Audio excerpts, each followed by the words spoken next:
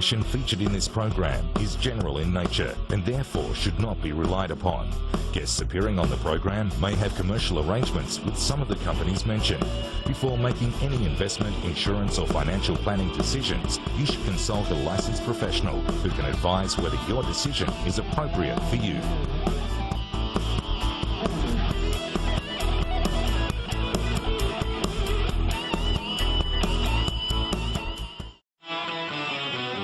Now, Property Monday continues as Margaret Lomas and her team answer all on Your Money, Your Call.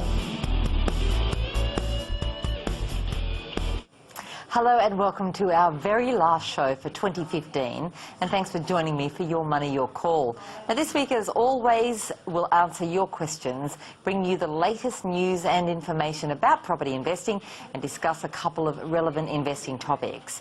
I'm Margaret Lomas, and helping me tonight I've asked into the studio Ben Kingsley from Empower Wealth and Michael Tees from Block Strata. And tonight we're focusing on common issues faced by strata owners and also the top tips to protect you from the spruikers. Now we'd like to hear from you, of course, and so you're invited to contact us at any time during the show with your comments, questions, or to just get some guidance. So get to the phones and call us right now on 1300 30 34 35, tweet me at Margaret Lomas AU, or email me now at property@skynews.com.au. Welcome to the program tonight. And welcome to you both. Thank you, Margaret. Thank you, Margaret. Michael, let's start with one of our headline topics tonight, which is the top tips or the top issues that face strata owners. What are the three biggies that most strata owners Margaret, face? I think the big issue that we've been talking about in the last half of this year, of course, has been the oversupply of units in the CBD of Brisbane and Melbourne in particular. It's a problem in most cities, but Melbourne and Brisbane in particular. I think there's some knock-on effects of that for existing owners, which we now need to start focusing on. Because as sure as 2016 comes around, there will be developers that go broke. There are oversupplied markets, banks are getting tougher on the lending, and people will try and find ways not to settle, and they will hold up settlements, and when that happens, developers go broke. One of the things that happens when a developer goes broke in a project after someone's settled is that they fail to pay their levies, and that can have a massive impact on the cash flow of a body corporate. If you've got a developer left with 20 or 30% of the stock, which is not uncommon, then not paying the levies or not paying them on time is going to be a real problem for people. So that's something for people to watch out. That means as a body corporate or as an owner's corporation, they've got to be very vigilant right from the beginning and collect those levies and not let the developer get into the habit of just paying when they sell a unit. They've got to pay as if they were an owner. As if they're an owner. Now, before we go on to another issue, Ben, we were talking off air about this very thing in one of the blocks that you own, and if I'm allowed to talk about that, because I've just told you that I will anyway, but and apparently in your one there is one owner who's well behind in their levies, as is one in mine too. What kind of impact is that having on your body corporate? Look, fortunately not a big one, but it's just a matter of, you know, if they're not going to pay, we've got to try and work a way in which we can try and force them out of their little burrow, because they're basically just saying, look, we'll give you $100 a month, that's all I can afford at the moment, and he's, you know, $16,000 in arrears, so I don't think he's ever paid any levies. I've only recently bought into that particular development, so I'm now on the owner's corporation, on the body corp, and I'm now starting to sort of shake a few leaves. Michael, now there's something you can do about that, because I know I've been looking into this for mine. We've got two owners out of only four. One is a year and a half behind and one is a year behind, and in my body corporate it's serious because we need the money. There's a lot that needs to be done to this place. We need the money. This is not uncommon. No, and but something can be done, and I know that I'm in another one up in Queensland where out of three, one was well behind, and we started legal action, and I believe that can culminate in a forced sale of the property. It can. It's a long and hard process, but ultimately, if people can't discharge their obligations to their fellow owners, then they have to sell. It's as simple as that. Now, you know, in Ben's case, you can bend over backwards, you can help people to borrow money. You might even borrow money as an owners corporation and have them subsidise the interest. But all of that is difficult and comes at a risk. Ultimately, people do have to pay, and you can force them to pay by selling their unit. Certainly, interest should be charged. And for people in New South Wales and Queensland, there's a little-known technique about applying a discount when you strike the levy. It's actually more effective than charging interest. So all you do is you gross up your budget to allow a 10% discount for payment on time, which of course is then a penalty if you don't pay on time. And that's a great incentive. People tend to be motivated more about losing something than having to pay something else. So there's a couple of tips there that can help people, but certainly with the looming bankruptcy and winding up of developers and builders, which is inevitable for next year. Receivers are going to have a great year in 2016. Okay, so that's issue one. What's the next issue? Issue two is a knock-on effect again from that, and that is building defects. Building defects are a huge issue for unit owners in new buildings, and that's not going to change in 2016. What is going to change is the time frame for doing something about it, particularly in New South Wales. That's been shortened. So much so that I'm afraid that new owners corporations who haven't found their feet and don't know what their roles and responsibilities are going to get caught out of time if they don't get on with that building defect work early. How long is it now before you can... It's 2 years for most issues. Now, it's unfortunately worded because it says 2 years for major structural issues, but then when you check the definition of major structural issues, you'll see that that includes almost everything. So there's really no time at all, and a owners corporation has just got to get cracking and get that done. So that's really important for people in new buildings. The third issue I wanted to raise with you today, again, is a New South Wales issue, but there is new legislation that has been passed that begins on the 1st of July. Now, body corporates and owners corporations that don't attend to their repairs and maintenance in a timely way are going to be able to be sued by lot owners for damages for lost tenants, loss of rent and things like that. So that's a big trap for people that are just in that dysfunctional sort of phase where they're muddling along, blaming someone else, going round and round in circles and not biting the bullet and getting the work done. Okay, well that's all good advice. Now you might have a question for Michael about your Strata scheme or any property investing question for that matter. If you do, then give us a call on 1300 30 34 35 or email property@skynews.com.au. Now let's go to the tweets. Now we had a couple come in through the day today after I told everyone who was going to be on, and this one comes is about Lakemba, although I don't see it. There it is. And it says, just wondering what you guys think about Lakemba older style apartments. Okay, so let's start with you, Ben. Lakemba, have you got any opinion on Lakemba? Look, not necessarily just on Lakemba. But what I do have is older style apartments in terms of small apartments on large land allotments. So 1 of 8, 1 of 4. Those are the types of products that we would look at in terms of, and what we've seen over time through our research will actually be better performing assets as opposed to the medium and high density stuff that comes online there. Because if you think about it, what actually happens is that older style apartment gets the drag up returns from these newer style apartments that are going in there, because they're usually priced at $100,000, $150,000 more than what you can get for the older style. So when you actually take the floor print, so the square meterage, and you work out the cost of that, and then you see these other properties, over time these new properties are going to turn old, and so it's going to get that drag up or a little bit more return. So generally speaking, we do like the smaller blocks that give a little bit more land content and a bit more ownership in terms of that land.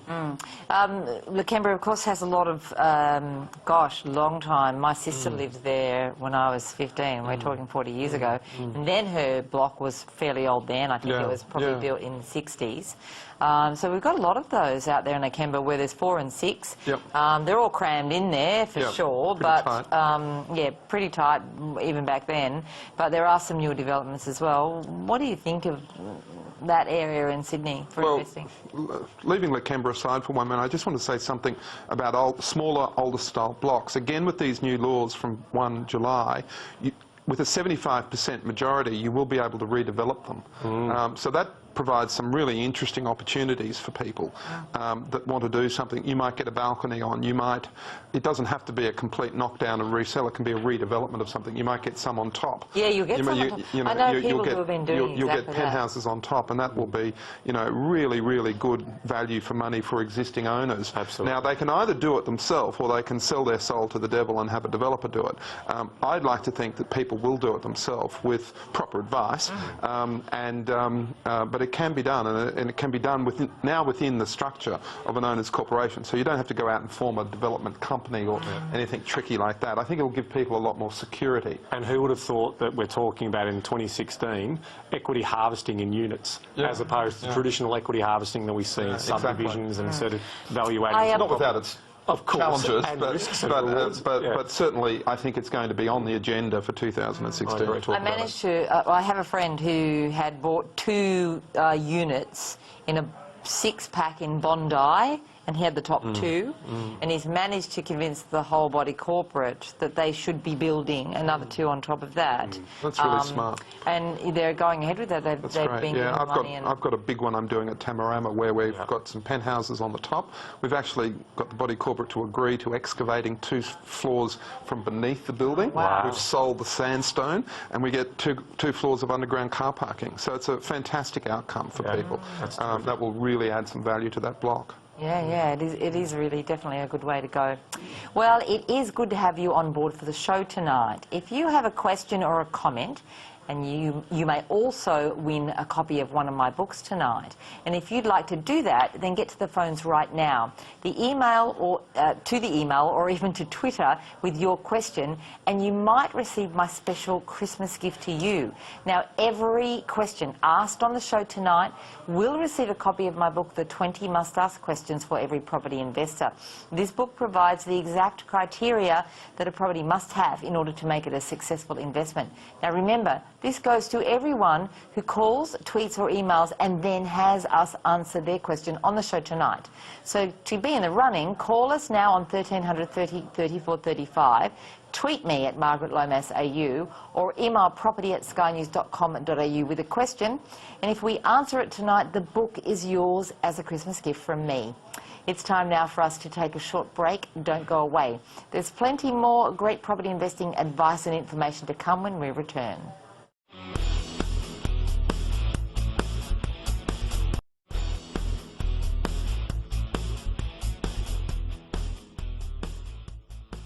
It's a pleasure to have your company on the last show for 2015. Tonight, Ben Kingsley from Empower Wealth and Mark Ortiz from Strata are standing by to take your calls. So don't waste any time. Call us now on 1300 30 34 35. Tweet me on Margaret Lomas AU or email us on property@skynews.com.au. Now, in news this week, a Victorian couple have been committed to stand trial on charges of fraud relating to property deals in Australia and the United States. They were charged with more than 70 offences, including fraud, obtaining a financial advantage or property by deception, and attempting to pervert the course of justice. ASIC investigated Investment Nominees Proprietary Limited and Small Business Management Proprietary Limited and alleged that they misled people into investing approximately $1.5 million into various property developments in the United States and Australia. ASIC alleges the money raised was not used to develop any properties, but instead used by the owners for gambling at the Melbourne Crown Casino, paying personal credit card debts, and to make interest payments to investors in a Ponzi-style operation. Well, Ben, 2016 is going to bring a whole raft of this kind of thing, spruikers. What can people do and what should they be looking out for in 2016? So, Margaret, my tips for 2016 is we're going to see a lot more of these educators, these people who are claiming to be mentors and coaches, and they're going to be running these seminars. So the big tip for me at the start is to sort of say, they're not a university. If they're not a registered training association, then really are they educators? That's the most important. And if they do have education material, Ask to see their course content. Have a look at what they're going to be taking them through. Look, it's certainly very valid, because I know that, you know, Destiny, as you know, we offer an educational course. It took us many years to develop. We've been thinking about getting it actually nationally accredited, because it's a complete course that has modules, it has components in it, it's got pre-reading, post-reading, it's a whole thing. But we always see other companies who go, we've got a course too, and when you go to it, really what it is it's a front for them to sell stuff to you. Absolutely. They're just stock selling. So they're basically, we'll give you some basic information, or in 3 hours we're going to make you expert investors. Yes. Only if you buy our properties that we've just currently here, you know, just sign here or sign up for a $1,000 lifetime membership to our education program. So that's the big one. And then the second one from that is, if you are going to one of these events, don't sign anything on the night. I mean, if the value is in what's on offer, then digest it, take it away, and just make sure, because they're going to claim huge, you know, short-term discounts on the night if you sign up, and they'll say we've got 20 places, but you've got to get down the back of the room and sign, and you see people rushing down the back, and you'll get X amount of discount. It's all a con. So they create the scarcity to obviously see that happen. And then finally, Google the companies. I mean, there's a lot of forums and a lot of ways in which you can find out information. Now, we're not saying that every business is perfect, and there might be someone who's made a comment, but if there's a series of comments, or there's a long trend of information about particular people and particular operators, well, buyer beware. You know, do your research and make sure you protect yourself. And finally, always look at the PIPA website. You know, go onto the PIPA website, because they are the people who are qualified in their profession. They are skilled practitioners of what they do, so you'll be able to search on that, and they operate under a strict code of conduct. So that's pipa.asn.au, Not-for-Profit Association Property Investment Professionals of Australia. Let's go to the phones, and Max from Sydney. How are you going, Max? Oh, excellent, thank you. Sorry if there's a little bit of crackling in the line, but it's raining in Sydney at the moment. I know that. And you just won a Christmas copy of my book, so good on you. What can we do for you? My question's all about concrete cancer. I recently quit an investment in a property in this general district. And part of the reason for it is that when I first acquired the property, the maintenance levies were at a level which enabled me to make a reasonable yield on the property. It wasn't spectacular, but it was in the 3–3.5% range, so it wasn't too bad. But the property values then tumbled as a direct consequence of the maintenance levies going up. And part of the reason for the maintenance levies going up reasonably substantial was a recognition of a level of concrete cancer within the building itself. Now, I'm just wondering, well, how prevalent really is concrete cancer in Sydney these days? And exactly what can we as investors do to protect ourselves when we're buying these properties? Yeah, we're not buying brand new ones by definition, but even the brand new ones, there's some pretty average builders out there. What's the real truth about concrete cancer in Sydney, please? Good question. And Michael, you know, it's hard, and particularly when you're buying a unit, because I know that I've bought units before. I have paid to have a building inspector inspect them, and it hasn't saved me from finding problems later on. Yeah. So concrete cancer happens when water gets into reinforcing and reinforcing rusts, and all sorts of things happen, and explodes. Like cancer in our body, the earlier it's detected and treated and excised, the better.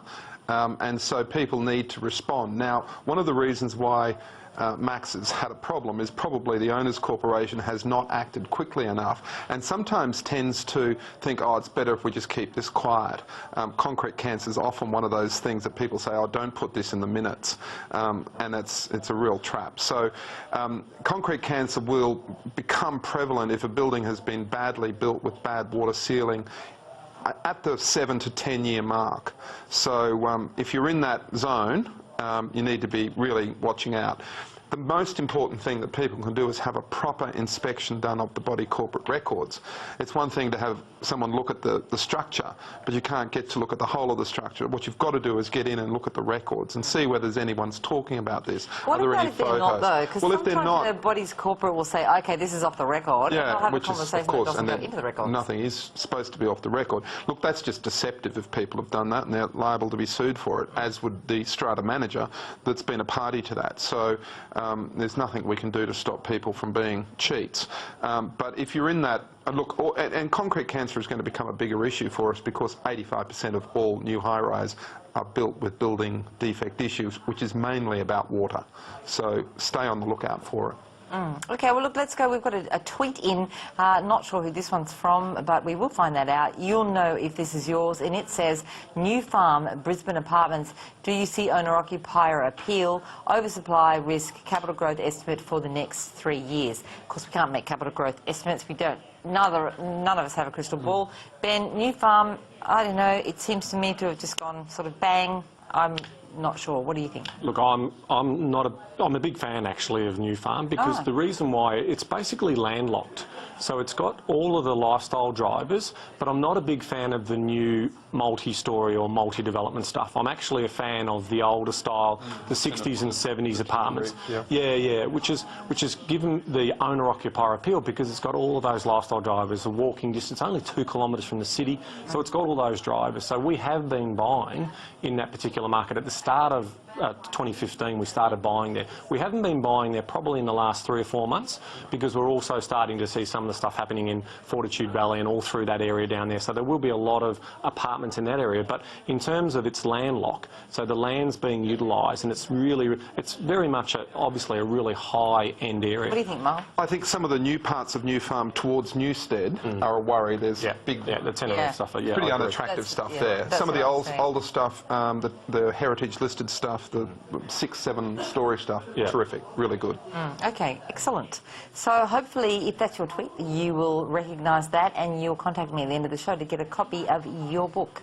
It's time for us to pop off for just a quick break. We will be back soon. If you have a question for us, call to join the queue on 1300 30 34 35.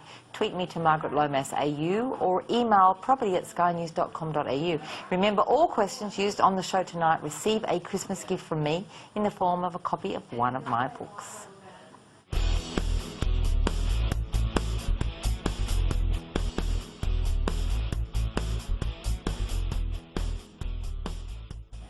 Thanks for tuning in to Your Money, Your Call tonight for our last 2015 show. I'm Margaret Lomas from Destiny, and tonight Ben Kingsley from Empower Wealth and Michael Tees from Block Strata are here and ready to take your call. So call us right now on 1300 30 34 35, tweet Margaret Lomas AU or email us on property@skynews.com.au. And remember, every caller, tweeter or emailer whose question we answer on the show tonight will receive a copy of my book, 20 Must Ask Questions for Every Property Investor. Noel, you're calling us about Marooka. Yes, good evening, Margaret. Good evening, panel. I've got a son who's had a 4-bedroom unit there now, and he's had it for about 5 years, and he's a little bit despondent that the capital gain hasn't happened, and he probably bought it a little bit at the top of the market, and he's sort of thinking, should he sell it, should he get out, and all this, and he's only reasonably young, he's only 30, and I'm sort of saying, well, I think maybe, I feel you should hang in there. So I thought maybe I could get the experts panel opinion on it. So I was basically after, Margaret, what's your opinion and the panel's opinion on Marooka going forward? Okay, and Michael, I guess one of the things that does often happen, particularly with people buying their first property, he's bought it as a new unit. It's likely, especially if he's not from that area, it's likely that he was either sold it maybe at a seminar, through his accountant, financial planner, via some kind of glossy brochure. And often when that happens, it's not that the market hasn't grown, it's that they probably paid over market value when they went in. Because that area has actually done pretty well over the last 5 years. It's a pretty solid area, Marooka. 4-bedroom unit, I should think. I was going to say, it's a real family area. 4-bedroom unit, I really like the sound of that. That's hard to get. Yes. So in a place like Marooka, Marooka's a good, solid suburb, family-orientated, good access to the southern schools, the South Brisbane schools, good access on the train line to Marooka, which is not everywhere in Brisbane, so that's pretty good. So I think that's got a lot going for it. 4 bedrooms is terrific. I'd like to see our viewer hold, if they could, because, you know, it might just be something that time will fix. Of course, Ben, it does come down to as well what the financial position of the person is and what the return is. Now, the return in Marooka is actually not bad, but if you did pay over market value, his yield could be compromised a little. A little. I suppose he needs to think about that too. Yeah, they do, Noel. I mean, there's a couple of things there. One is, what is the yield that your son's getting? So if he's getting a strong yield because there's 4 bedrooms, I mean, if you've got 4 different people residing in that place, that's actually good, because one can leave and you've just got this ongoing, you know, if you've got different people on the tenancy agreement. So, but it is unusual to see a 4-bedroom unit. So I suppose part of the capital growth story is probably because it's got the unit as opposed to actually taking the land, because we all know that that area has done well from a housing point of view, because it's a real affordability story and it's relatively close to town, so it's within easy commute distance to town. So I'm a bit like Michael in terms of I'm a hold at this stage, but it all is going to come down to the numbers. Yeah, look, I think it's a hold as well, because I think there's no question that that area is it's still got some life left in it and some growth left in it. I'd be only a little concerned if his yield is quite low and he's struggling a little bit, because what has to happen at the moment in time that you're making these decisions is you have to take into account all factors. And if he's struggling to hold it from a financial point of view, it doesn't matter whether it's going to double in value in the next 3 to 5 years. If he's not going to be able to get to the next 3 to 5 years and he gets into a forced sale situation, then that's going to be the worst position he can be in. So I think, first of all, sit down and work out whether or not he can afford to stay in it. Is it holding him back from buying something else? And what will he bring out of it if he does get out? Will he make any gain now, or will there be a loss? If there is a loss, he can carry that forward to write off indefinitely against future capital gains. But I'd still like him to sit down and really have a good look at the financials first and make this decision about what can he afford to do now, not should he hang on and wait until the time that comes in the future when it does grow. We can't know when that's going to be. It could be 3 years, it could be 5, and it could be 7. And I'd hate to see him in that difficult financial position for that long, waiting for growth to happen in that area. Well, we have been talking about spruikers this evening, and there's a timely question now from Steve, who asks, recently I've had property spruikers telling me that I can get into developments at wholesale, but when I look, they're over average price for apartments. What do you think? Sorry. Forgive me while I just get off the floor from laughing.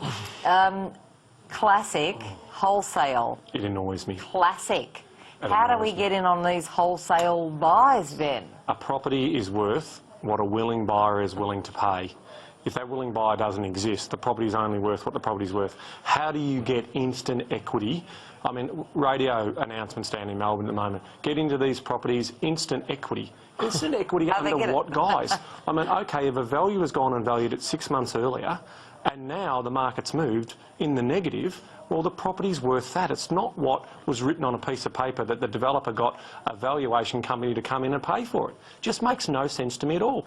That's all true, but there could be a development syndicate that's been put together to deliver a wholesale apartment. And that's another animal. Yes. It's got a much different risk profile. Yes. And it's almost never... What happens sometimes if there's a development profit of, say, 20%, 25% in the deal, then a promoter might say, look, I'm going to give half of that to the investors, and I'm going to take half of it as a fee for putting this thing together, and that represents a wholesale development trust. The only way you get a wholesale unit is if you agree to take a unit as your fruit of that venture. And that can be done. It's an unusual transaction. We did it my partners and I did it 15 years ago, really successfully in Brisbane, but it is a very unusual animal, and it takes a very complex, sophisticated structure to put it together. And I've got to ask, if it was that good a deal, why are they taking it to the public?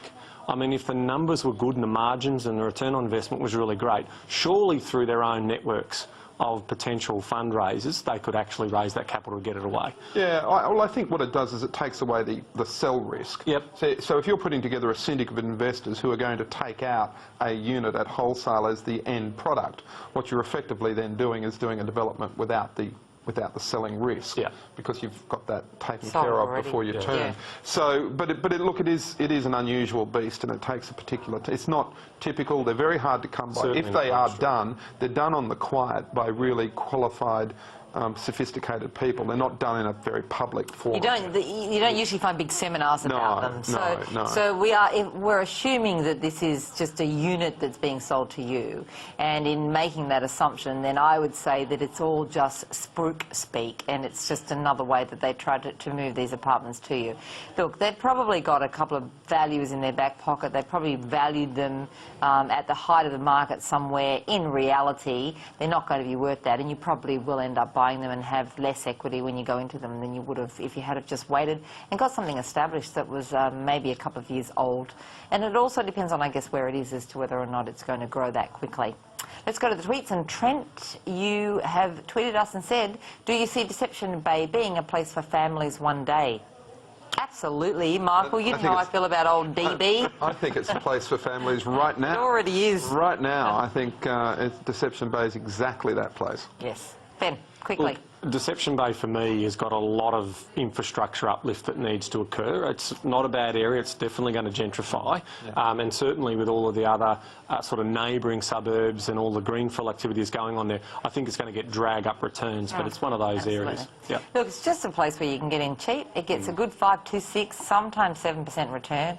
I've known quite a number of my clients who have bought there, and they're getting fabulous cash flows on these properties while they sit and slowly see some of that infrastructure occur.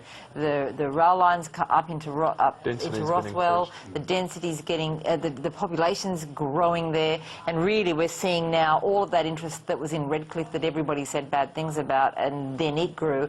Now that's pushing up through into Deception Bay. And Michael, I actually think that Deception Bay is getting more attention and will grow sooner than Caboolture will. Yeah, I Just agree. given that, you know, it's that slightly bit more accessible because it's a bit closer to that freeway, it's beachside. I just think Closer it's to gonna the be water. better than Yeah, I think we'll do. But please, no apartments. Please stick No, to... well, you wouldn't do apartments in No, Deception. well, you know, people did Well, they apartments will. in Redcliffe They and all will. of that, and they haven't done well at all out of They those. will They eventually. will, and no, I think the approvals have just been increased in recent weeks, so I think you'll start to see apartments in Deception Bay. Okay. Anne from Salamander Bay, you are on the line. Oh, no, you're from Newcastle, but you're asking about Salamander Bay, is that correct? No, I'm from Salamander Bay and asking about Newcastle. Okay, I was right the first time. What would you like to know about Newcastle?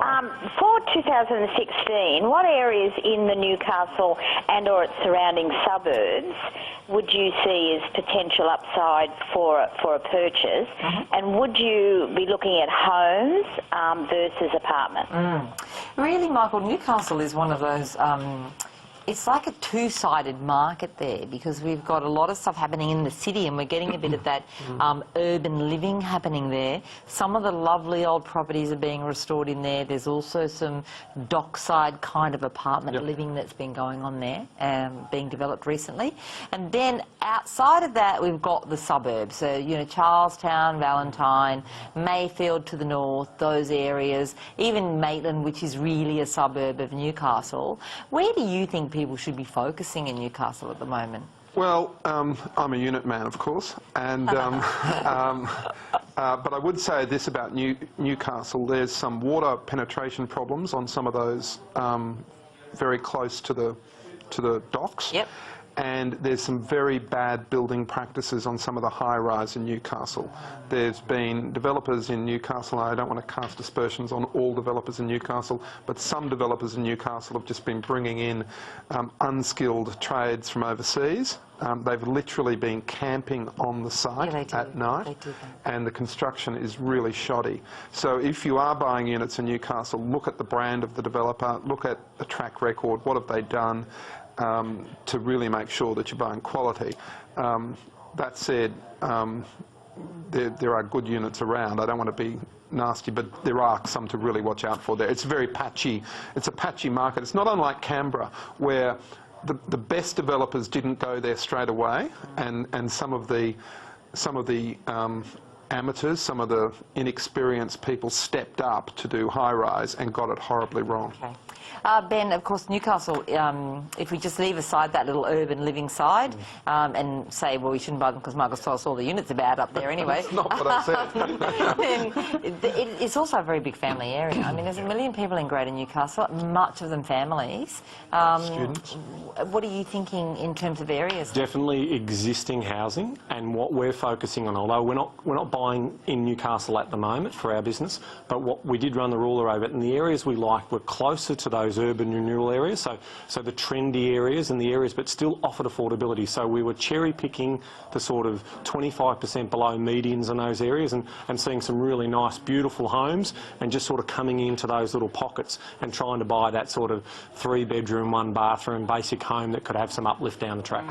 Yeah, and look, I think up and around Mayfield, what you're going to find there is you find that it's actually quite well located in terms of, first of all, its proximity to the freeway. So people like that because they can just jump on that freeway and get straight down to Sydney. It's very easy to get from Mayfield right into the heart of Newcastle. What you can often buy there as well is bigger blocks, and a lot of people are buying the properties that have a fairly good yield.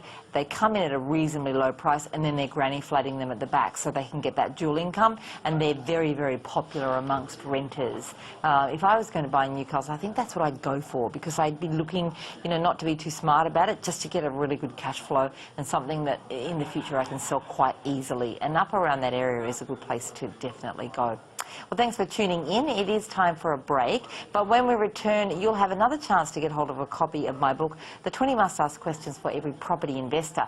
You have to ask a question and have it answered on the show tonight, and then you will definitely get a copy of that book. Call us now on 1300 30 34 35, tweet Margaret Lomas AU, or you can also email us on property@skynews.com.au.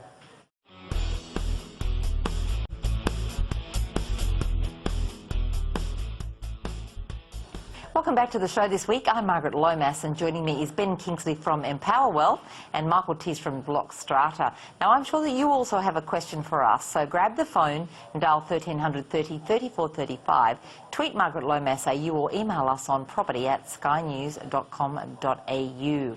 Craig, you're on the line. How can we help you, Craig? Hi. Firstly, Merry Christmas, and I hope you have great holidays. Thank you. I'd appreciate it if each of you could give me your 3 best capital growth areas over the next 5 years, and whether it's for houses or apartments, please. Okay, off you go, Ben. Well, I'm going to have to put a caveat there. Obviously, my best areas are where I'm buying for our clients. We run a buyer's agency business, so these people pay us a professional fee for that. But I'll say this to you, Craig, in terms of what our research is telling us. Our research is telling us that 3- and 4-bedroom houses that are close to inner city areas are going to still have real scarce value, in terms of their scarcity is really strong, and there's still a real propensity for people to pay a premium to get into those areas. That being said, we've seen Sydney move past its peak, and so there could be some buying opportunities in the Sydney market in around the next 18 months. Melbourne's the same sort of story. We're definitely starting to see the Melbourne market continue to keep doing well. So if I was looking in Melbourne for capital growth, I'd be looking inner west because of the affordability story there, but I'm still getting that 3- or 4-bedroom house. In terms of units, we're not seeing any value in any strong units in any of the areas where there's high density. We are seeing unit opportunities in sort of particular pockets, and those pockets are areas like a Bulimba and Hawthorn, in the Brisbane market, so close to the city, you know, West End, those types of areas we're starting to see. There'll still be a lot of development around that with a casino and all of that type of thing, but in terms of properties that we're chasing at the moment for growth are still that consistent area, and we're moving into areas like South Australia and other markets.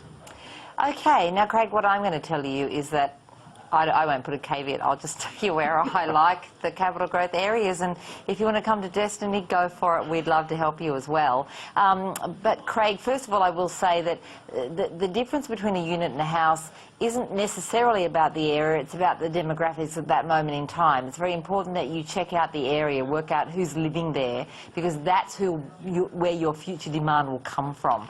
If there are people who demand units, then it'll be units you should buy in that area. If there are people that demand houses, like families, then it's houses that you should be buying, because they're the ones who would dictate what the future demand is, and the only thing that drives growth is demand at the end of the day. But I'm liking areas just out of Brisbane Brisbane, like Forest Lake to the southwest, or really westish, and Zilmere, which are two areas that are not in favour by the average person, but around them we're seeing a lot of growth. We're seeing Indooroopilly is a big growth centre, and we're seeing all that area around Margate that's gone really crazy there. And they're two areas that I think have been missed out from that. Down in Melbourne, I really like Sunshine and a couple of the suburbs around there, even Deer Park, as areas where I think we're going to see some really good growth in the coming couple of years. So hopefully there's a couple of tips for Christmas for you. Now, Richard has an interesting question about overseas property ownership, and he says, I'm a permanent resident of Australia and currently a South African citizen. I have 2 properties in South Africa with a fair amount of equity. I'm looking to buy in Sydney, but I haven't saved up enough cash for a deposit locally. My question is whether or not foreign property can be recognised as equity for a local purchase, and if so, how would one go about using foreign equity to secure a loan?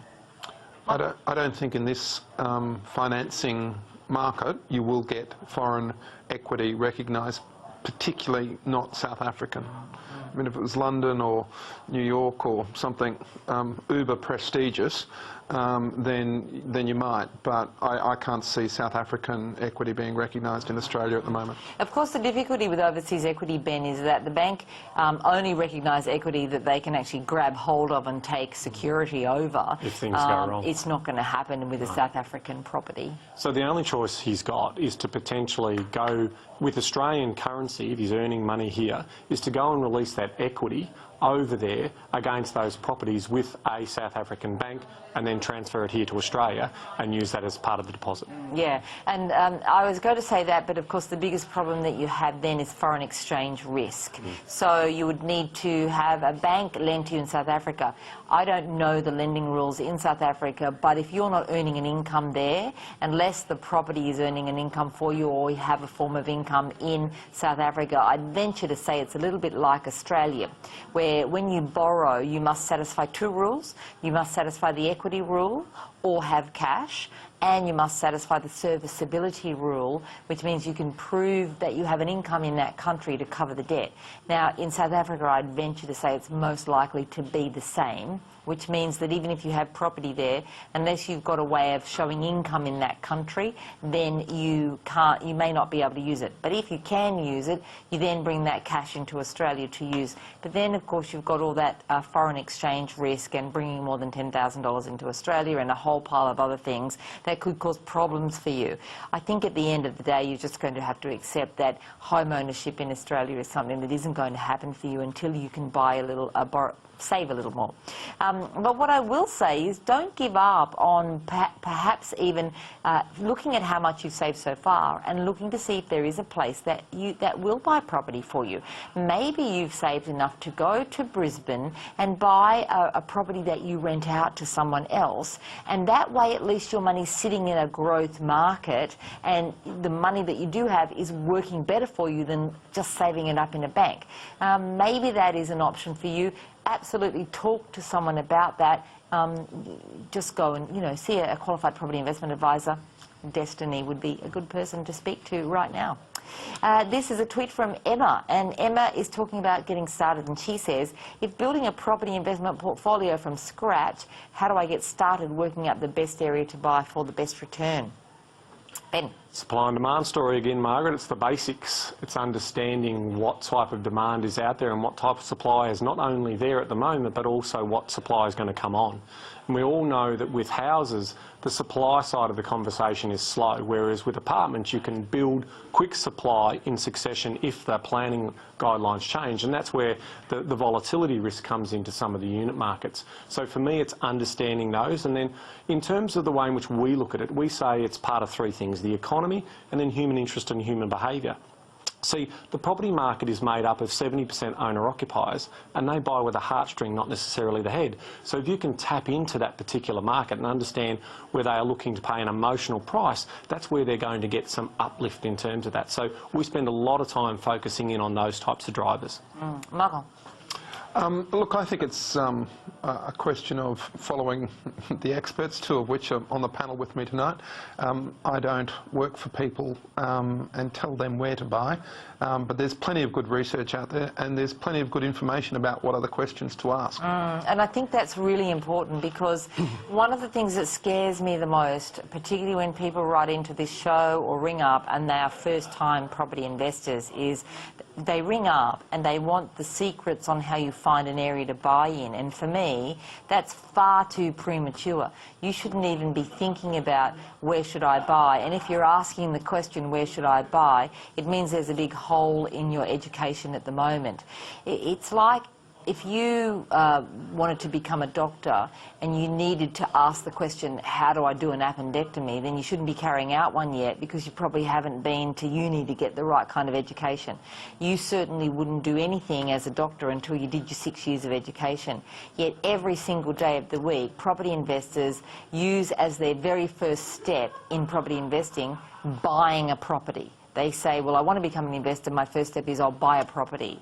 And then they fling out there and say, you know, where should I look? And that they become prey for the spruikers who know that they're young and inexperienced and don't know what they're doing. And the spruikers can tell them anything that they want to tell them, and suddenly they're into a property that then can completely ruin the rest of their financial life. Michael, you look like you wanted to jump in there. Well, I just want to say it's interesting, but you and I have both been involved in true education of property investors, and it's hard to get property investors to come along and undertake education for the sake of education. It is. They want to be told that they're going to get rich quick. They want to be told here are the hot spots. They want to be given the super starter pack.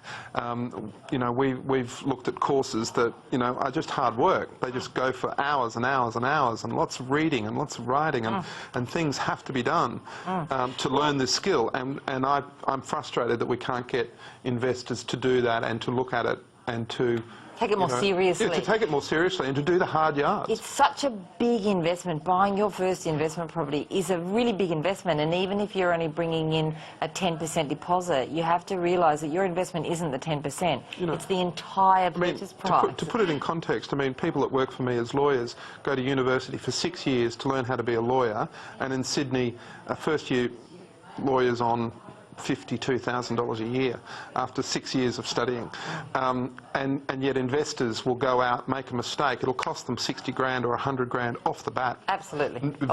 Very easy to make a $100,000 mistake on your first property investment, and if you're a sucker to the information and the line that you can do this easily. You can't do it easily. It's hard. And you'll see people ring this show every day with those mistakes and us tell them, you know, how to try to get out of them. So please, get educated, read as much as you can before you do anything and before you ask any more questions about where you should be buying.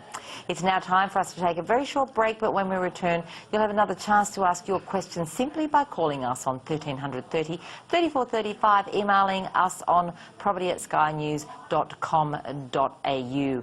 It's time for a few more messages, but we will answer those questions when we get back. We'll see you soon.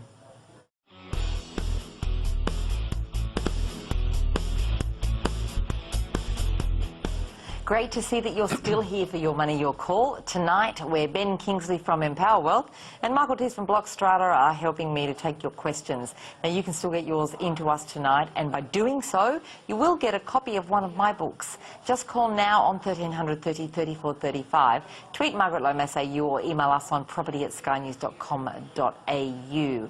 And Tim, you're from the Central Coast, is that correct? Yes, it is, Margaret. And what are you looking at the moment, Tim?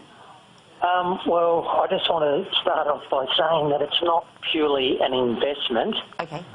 It would be a place of residence, but I'd like a comparison between Newcastle and the Central Coast. Yep, okay. I'm looking at a 3 to 4 bedroom older place, large block of land, and I like on the Central Coast Kincumber and Copacabana, and in Newcastle I'm looking at, as you mentioned earlier, Mayfield and also Adamstown. I'm wondering, with both properties, I'd like to, in the long term, do a development, renovate, possibly granny flat, but I'm wondering what you would think, what areas offer the greatest growth long term. Okay, Ben.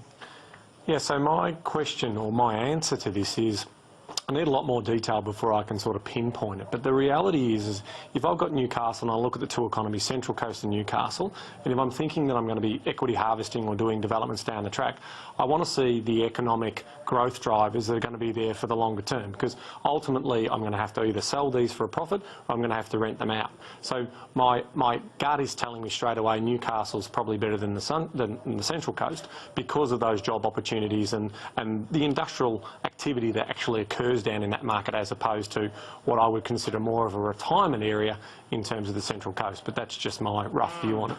Actually not a retirement area, but Michael, I'll tell you why in a minute. Margaret, I think the caller's got a lot of uncertainty in the question. Not purely investment, might do this, might add a granny flat. I think there's a lot of mixed agenda, I say with respect, and I think it's important for people when they're buying a home to realise that is their principal place of residence. Right. It's a place for shelter, it's their home, you do it for different reasons. If you're buying for an investment with a view to development, then you apply a different set of principles, and the two shouldn't be mixed. Exactly. Look, Copacabana, lovely, right on the beach there. It's a real community, a little hippie-ish there, but everybody knows that about Copacabana, and it's almost like a little place all on its own. I don't see that it's going to do too much more growing. The Central Coast growth has come to a screaming halt just in the last couple of weeks. Days on market are suddenly being expanded out, whereas earlier in the year it was really going crazy. Kingcumber used to be a little bit of a retirement area, but now those people have moved on to the big retirement home in the sky, and we're actually seeing a lot of young families coming in and taking up those properties now. So Kingcumber's suddenly turned around and become very much a family area. 2 private schools there as well. So Central Coast, there's a Greenpoint Baptist school is there, and there's also a Catholic school nearby, and it's just down the road from Coast, I think it's Coast Christian School as well. So there's a number of private schools in there. It's very, very close, of course, to Saratoga, Davistown, areas also that have become very, very family-oriented, just down the road from Erina and not far from Terrigal. Out of those two, I'd definitely go Kingcumber. Adamstown's an entirely different kettle of fish altogether. Kingcumber, you're going to get a better lifestyle. Central Coast, you're going to get a better lifestyle.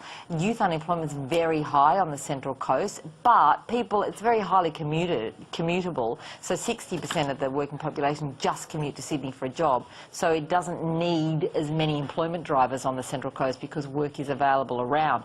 Newcastle's not commutable to Sydney, so it needs its employment drivers, which it has. But Adamstown, in comparison to Kingcumber and Copacabana, from a lifestyle perspective, has no comparison whatsoever. It's not really near any kind of beach. It's not really near anything major. It's still really a burgeoning area as well, still shrugging off a little bit of its old I guess, stigma there in some of those areas as well. Will it grow? Yeah, it probably will. But I think, as Michael points out, first and foremost for you, it becomes lifestyle, because down the track, you won't even get to developing it if you don't like where you live. And I think you've got to first of all think about whether or not those areas can offer you that lifestyle that you need to be after. Now, here's a Strata question for Michael from Leonard in Sydney, and he says, I'm living in this rented villa, a small group, and I've recently discovered I have a bird's nest and it's being built near the roof eave, and there is also a suspected rat living in the ceiling space.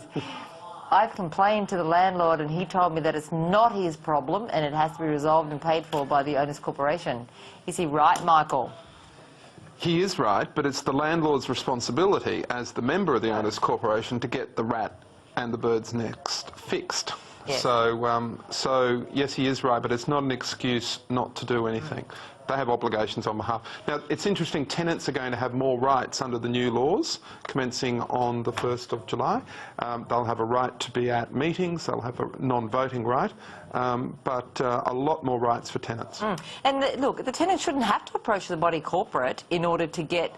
No, this because is... they don't own the property. It's the owner's responsibility, to get the body corporate. Get this fixed. So the owner's just using that as an excuse not to do anything, or the property manager is. Yeah, people get very confused about how all of that works as well. My daughter's in a unit, and they recently had an issue that ended up being, it was with their kitchen and some flooding, but it ended up being body corporate insurance responsibility.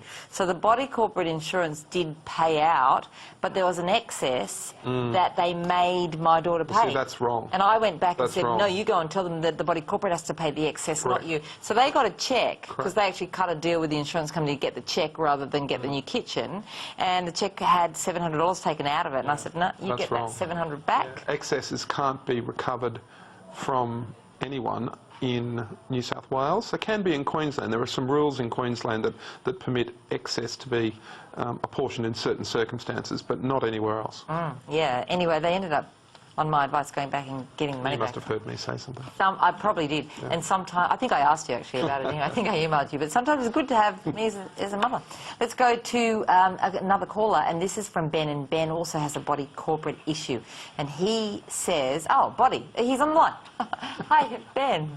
Hello, Ben. Hi. It's the silly season, you know, been drinking eggnog in the break. No problem. Yeah, look, just wanted to ask you, I've got a rented townhouse, and the fence in the courtyard between mine and the neighbours, they say it needs repair. They're happy to go half each. I'm just sort of wondering whether it might be more of a body corporate thing, or is that my expense? So are you the owner or the renter? Yes, the owner. You're the owner, and is it just, so it is a strata scheme, you pay into a body corporate levy? Yes, yeah.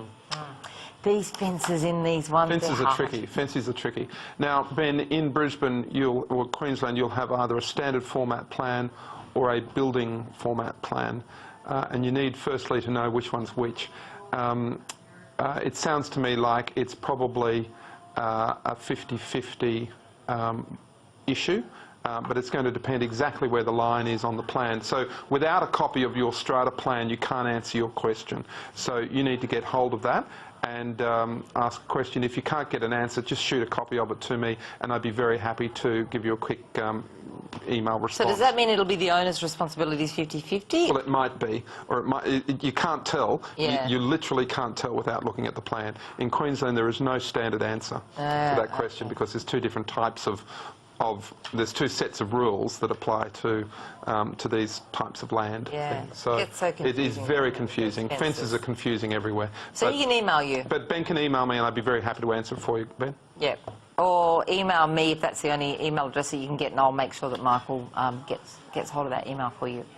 Mike from North Rocks, what can we do for you? Just a question for you on lending. Yes. Is there any truth in the fact, if it's not a fact, let me know, that lenders have been advised not to lend in the areas of North Rocks, Dundas and Carlingford because of the fact that properties have increased too much in value over the last 12 months? Okay. Now, Ben, I'd find it unlikely that a lender would have been advised that, but some lenders may have made an independent decision of their own that they're already exposed enough in an area and don't want any more exposure.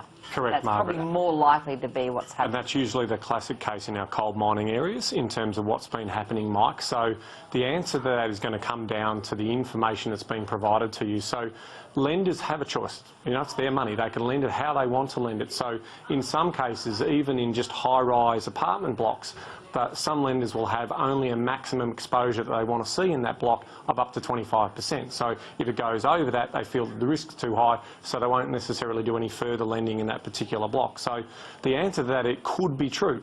It could be that their research people, their actuaries are sort of saying we're too exposed in this area, and so that'll come down to postcode announcements. So it could be quite easy to actually ring your broker who specialises in that area, or to ring the bank directly and ask for their home loan department, because that would be something that would be basically communicated out to everybody if credit has made that decision.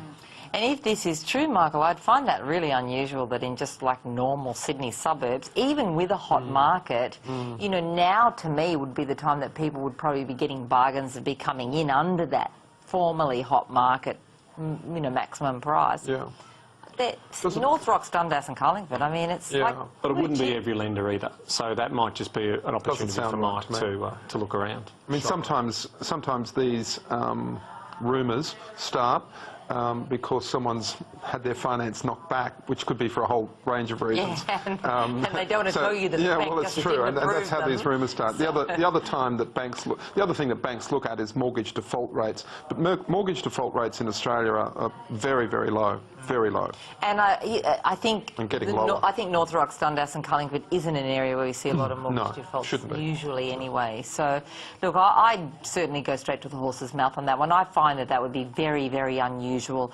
I've got a couple of people in my company who I can certainly ask about this. I know of one in particular who will probably send me a text before I get off the show telling me whether she's heard about this. She watches the show every week. So I find it unusual, but certainly we'll report back to you when we come back in 2016 if we do find that to be, in fact, the truth.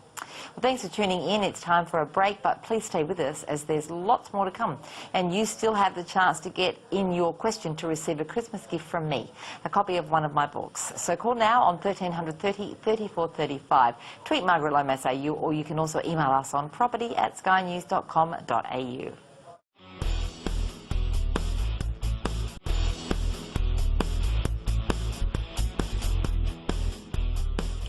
Welcome back to the final Your Money, Your Call for 2015. I'm Margaret Lomas, and it's been my pleasure tonight to host Ben Kingsley from Empowerwell and Michael Tees from Block Strata. Our lines are closed for tonight, but we have time for these last questions. And the first one is an email from John who says, my son and partner are about to return to Australia after 2 years in London. They're looking to purchase a 2-bedroom apartment. I'm concerned that they may end up purchasing something that drastically declines in value given the oversupply. Have you got any advice that may help them with purchasing something that won't decline much, if at all, in value? What areas in central Melbourne should they be looking at? Michael, it is a worry. Yes, it is definitely a worry. Especially in Melbourne. Especially in Melbourne, and especially in central Melbourne. So I think the questioner has hit the nail on the head as to where they shouldn't be buying. Look, we've said it before and we'll say it again to finish off the year. There is a train wreck coming in Melbourne in the central unit market. There are too many of them being built. There's something like 3 times the annual supply presently under construction and due to settle very, very shortly. Those figures were for December, but it's pushed out a bit until April. So that's just a disaster waiting to happen. Now, about 10 or 20% of those are just locked up with no one in them, including with existing stock. So that distorts the vacancy figures as well. If they did come onto the market, there's more vacancy issues. So all sorts of strange things happening in that market, but it just will happen. The numbers do not support it. Now, elsewhere in Melbourne, there's really good places to build units and to invest in, but in Dockland, South Bank, St Kilda Road, be very, very careful. Absolutely. Ben? Yeah, look, I'd be saying the same things in terms of they've come from London, which is technically a city that goes for about 50 kilometres, and units are plentiful.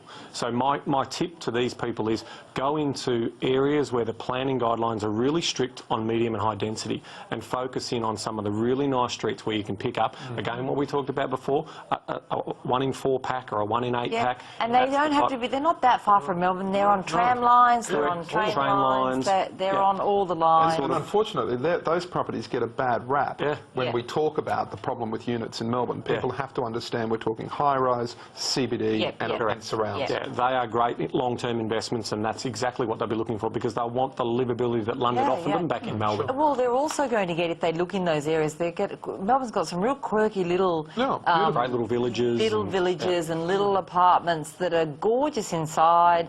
You know, a lot of them have been converted, almost a bit loftish, all that kind of stuff. Just keep them out of those new high-rise stuff anywhere in central Melbourne. You don't need to be in central Melbourne, and they'll be perfectly fine 5 k's out of Melbourne in something that is going to really hold its value and do far better for them over the long term. Now we have our last email tonight, and this viewer asks, I have a tenant who hasn't paid rent for 6 months. I know I should have checked, but I didn't. If someone took $500 out of my wallet, they would be charged with theft. How is it that someone can not pay rent and they're not a criminal? Well, they are, I guess. Well, they're not. In some ways. They're not. Well, to me, they are, Michael. They're not. Strictly, they're not. A tenancy is a contract, so they have a contract. I'm going to pay you rent, you provide me with a place. That's different to going and helping yourself to someone's wallet. I understand the emotion. The bottom line's the same. I understand the emotion in the question. Why do you not check your asset for 6 months? I mean, really. That tenant's thinking, sweet. That's exactly right, and it gets harder and harder to recover money the longer it's left, and that's why Can you recover the money? Well, look, it's going to be very hard. From a legal I think. perspective, what can you do? There's a problem there that is probably insurmountable. So I'd be looking at eviction processes quickly, because there's now. Tens, well, I don't know what the rental is, but there could be a large sum of money now to pay. Probably doesn't have it. Basically, yeah, $12,000. Yeah. Self-managed, it sounds to me as if he's a classic self-manager. Does sound like it, I mean, surely your property manager would pick this up within 6 months. A good property manager well and truly this would thing be within all over days. it. Within days of there being. So it's another classic case of you don't pay and you don't do your own thing and you let it go. This is the sort of thing that can happen. So we always say work with professional, qualified people, and these sort of problems are usually not problems. Okay, so he does have the problem though, and he does have a case. He can probably go to the tribunal. He'll go to the tribunal. He'll get his bond. Yep. Yeah. But I guess the fact is, if the guy hasn't paid the rent, he hasn't got the rent. I doubt very much that he's been saving it up in a bank account. Waiting to be asked. Waiting to be asked. That just doesn't. If you believe in that, you believe in the tooth fairy. But if he has been doing that, then ask him for it. And if not, the chances of getting it are pretty slim. But what he does need to do is make sure that he does go to the tribunal, because at least that way future landlords could be protected against giving a tenancy to this guy. And if he had landlord protection insurances, he could also potentially have a claim there as well. So it's another good example of putting the defensive mechanisms in play and working with the right people. I don't think landlord's protection would respond to that. If he's done a runner, or if he's if he's done a runner,